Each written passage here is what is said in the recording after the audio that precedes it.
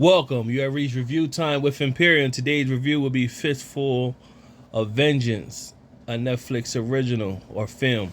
Let's get into it. Now, about 3 years ago, I did a review on Wu Assassins somewhere on my list of reviews.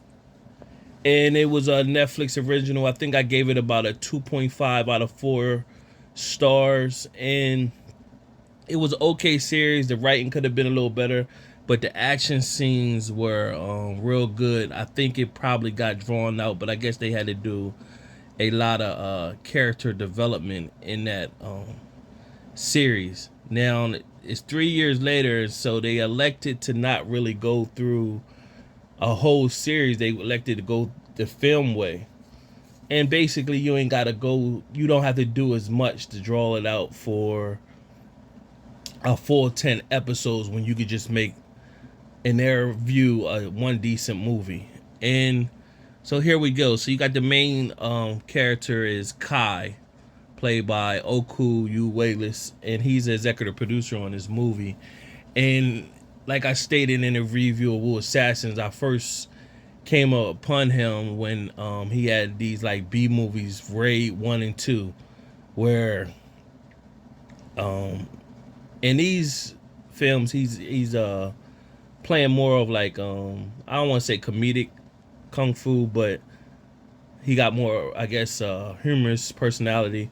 But in the Raid, he was like more serious business. If you get a chance, man, you looking for something and you into the whole kung fu scene, watch Raid 1 and 2. I mean, they really go off, man. I mean, it's one scene where he comes in, he's in this big like third world hotel, and he start from the bottom and gotta make it to the top, and every floor he gotta fight guys. So man, it's real dope. But nevertheless, back to this. So you have of course, he's the main character, Kai. If you know about Wu Assassins, he embraced these mystical powers with his kung fu from different elements. So it's a whole, to watch this movie, you could be, if you just come right in, you're gonna be kind of lost because you don't understand, because this movie kind of just jumps right into the movie. So they're going off the strength that you watch Wu Assassins, you know everybody who's who and where they're coming from, because it jumps right into it. So if you watch Wu Assassins, you're more familiar with the characters. If you don't, then you're gonna be like, what's this? It won't kind of make sense to you. So you got Kai, and then you got Liu, his childhood friend. Part in through Assassins, Liu was stealing cars and stuff like that. Tommy Wan, that's another character. Tommy Wan had a sister named Jenny, and that's the spark of this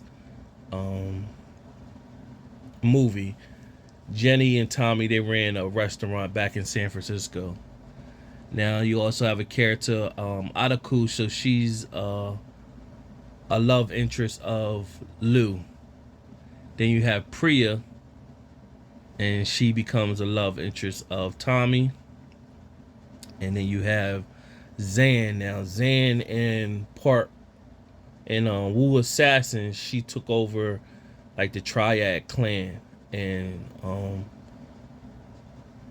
she's in this one. And then you have a villain by the name of Ku. You find out who she is, and then you got William Penn.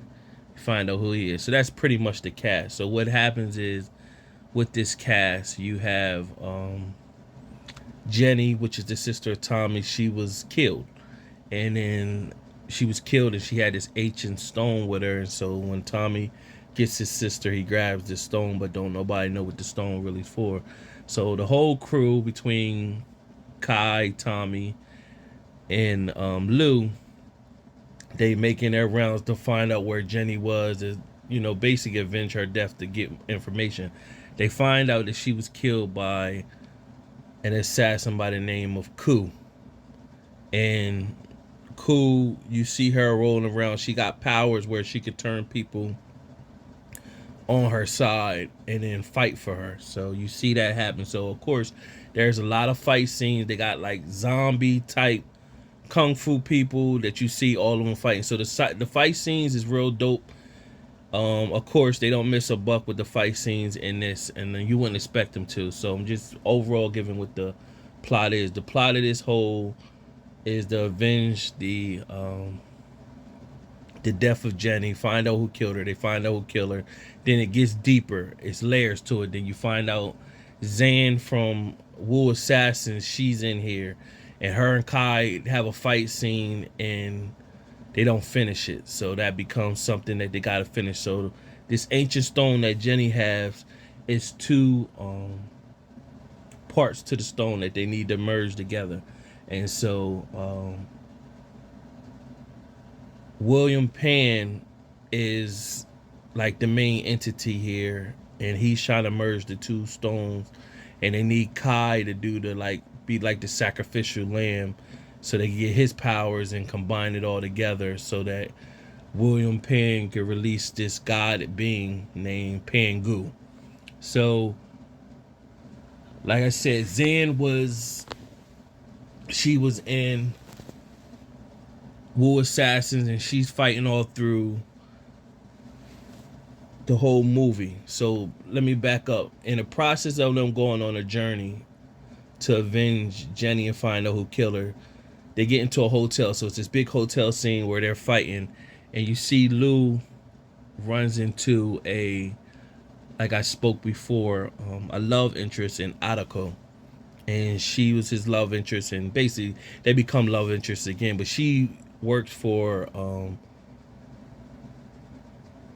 she's like a cop or something like that, like undercover, and she joins the crew to fight and going against William Penn, Zan, and Ku. So I just want to throw that back in there. So they go through their own fight scenes throughout the whole movie. Getting down to the end, they split up in the main domain, and they need William Penn needs Kai's powers. So they do eventually get Kai's powers, but Kai does kill Zan, and he breaks her neck pretty much. And so Tommy and Priya, they fight Ku, who got powers, but what they did was they broke her neck.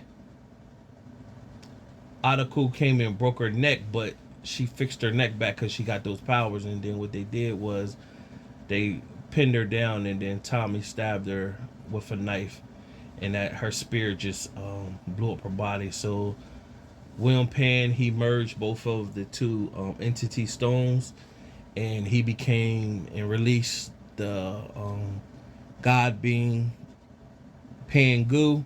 And so him and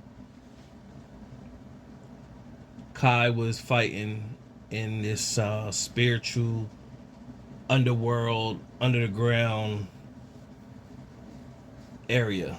And so he was getting the best of Kai, and Lou jumped down in the hole to help Kai. And when he came down and helped him, they defeated Pangu together, and then Kai got his powers within itself and then zoned in and made Pangu pass out. And he really doesn't die, he just kind of like passed out, and he faded away while they were pulled up from the rest of the crew.